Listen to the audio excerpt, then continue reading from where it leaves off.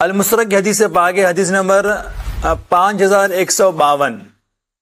عبداللہ بن شوذب کہتے ہیں کہ غزوہ بدر کے دن میں نے دیکھا کہ حضرت ابو عبیدہ بن جراح کا ایک بندہ، حضرت ابو عبیدہ کے ابو، وہ والد ان کے غزوہ بدر کے دن بار بار ان کے سامنے آ رہے تھے اور ان پر حملہ کرنے کی کوشش کر رہے تھے۔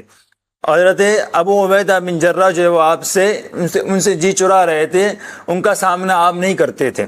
جب آگے آئے، سامنے آئے، تو حضرت ابو عبیدہ بن جراح سے رہا نہیں گیا، عشق مصطفیٰ آپ کے سامنے موجود تھا، توحید کی کرنیں آپ کے سامنے موجود تھی، آپ نے اسی وقت فوراً جو حملہ کر دیا، اپنے والد کو قتل کر دیا۔ جب قتل کر دیا تو قتل کرنے کے بعد اللہ تبارک و تعالی نے آیت نازل فرما دی کہ لا تجد قوما يؤمنون بالله واليوم الآخر يوادون من حاد الله ورسوله ولو كانوا آباءهم وابناءهم۔